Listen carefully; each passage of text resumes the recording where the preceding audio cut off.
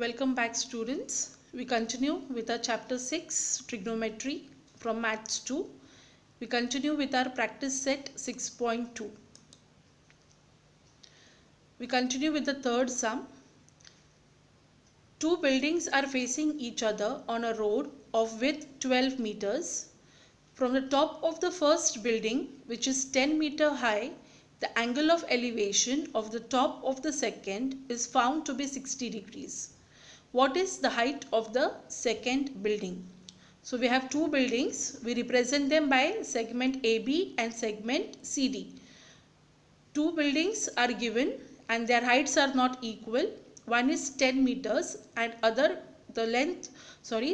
height of the second building we have to find out.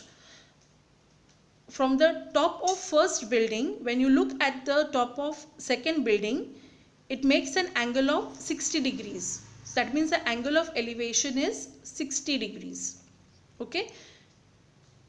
AE is the horizontal line and BD is the width of the road.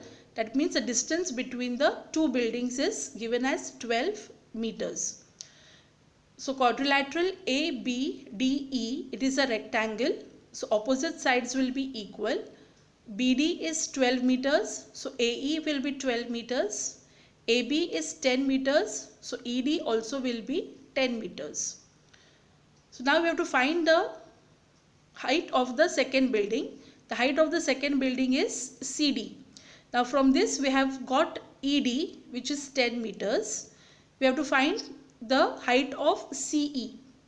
For that we consider the right angle triangle CEA. In this triangle, tan of 60 will be opposite upon adjacent. So if we take tan of 60, we can get the height of CE. So tan 60 is equal to CE upon AE. So tan 60 is root 3.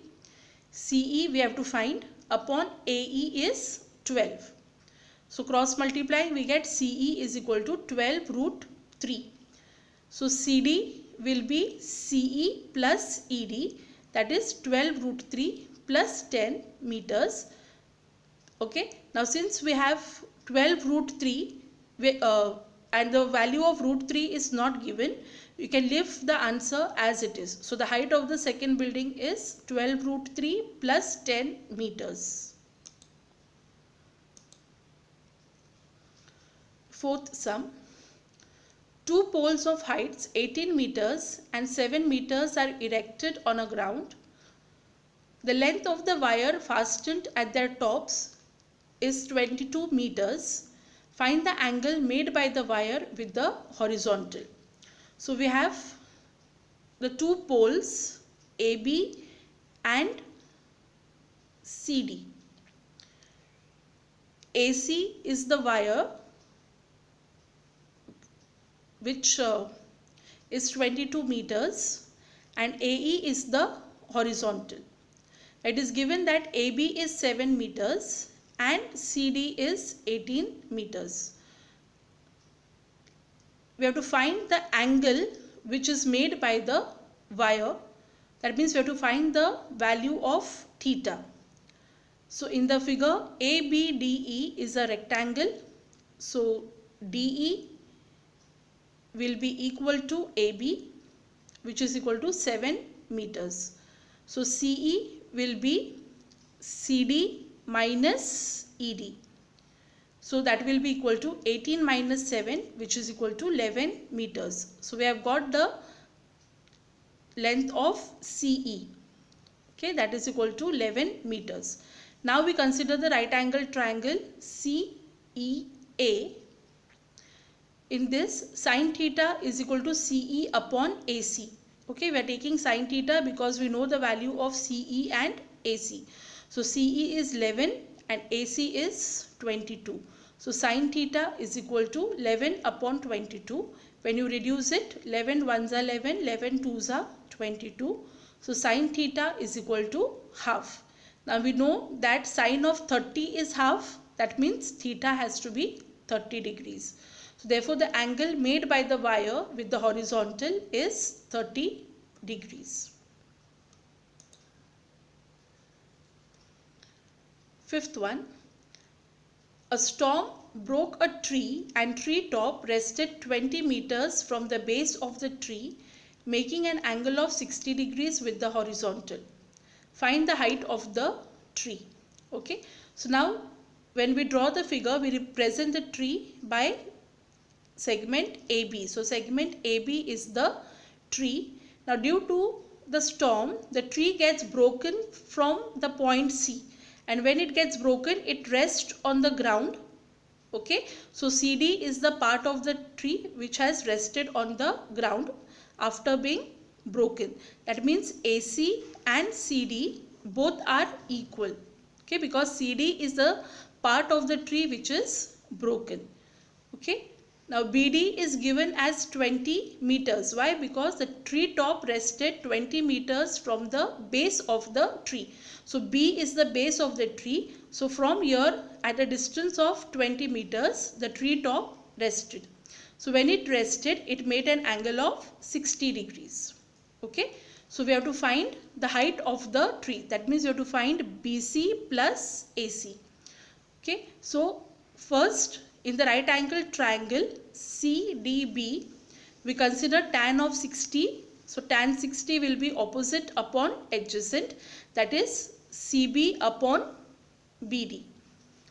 Okay, so tan 60 is root 3 is equal to CB upon 20. So from this we get the value of CB as 20 root 3 meters.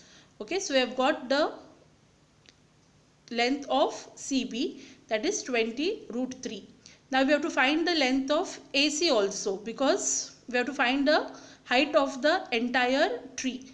Okay, so for that we consider the right angle triangle again, and we consider sine 60, because when we consider sine 60, now we know the opposite, and if we find the hypotenuse, this will be equal to the height of AC, because both are equal.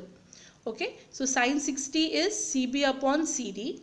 Sine 60 is root 3 upon 2. CB we have calculated as 20 root 3 upon CD. So when you calculate, you get CD is equal to 20 root 3 upon root 3. So root 3 and root 3 will get cancelled. So CD will be 40. So the height of the tree will be AC plus CB, that is 40 plus 20 root 3 meters.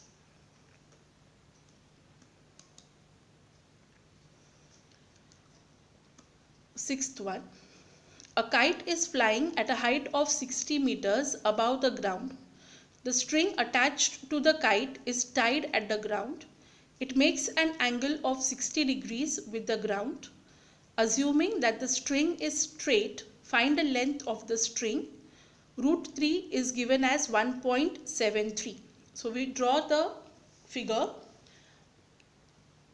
For this we consider the question stepwise. The kite is flying at a height of 60 meters above the ground. Okay, so we take the segment AB as the position of the kite from the ground. A is the position of the kite when it is above the ground.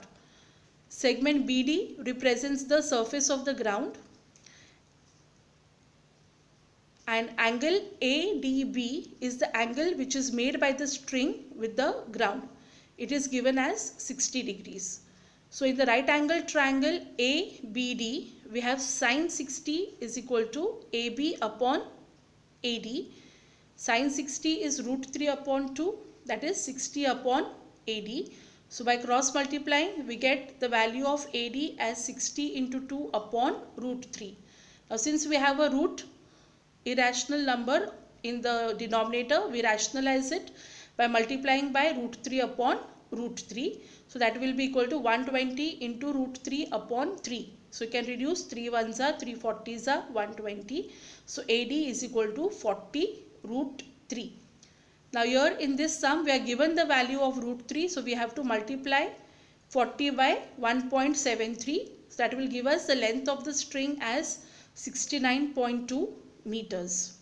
Okay, so using the different trigonometric ratios, we can find the distances and the heights which are otherwise very difficult to find by direct measurements. So here we come to the end of the chapter trigonometry.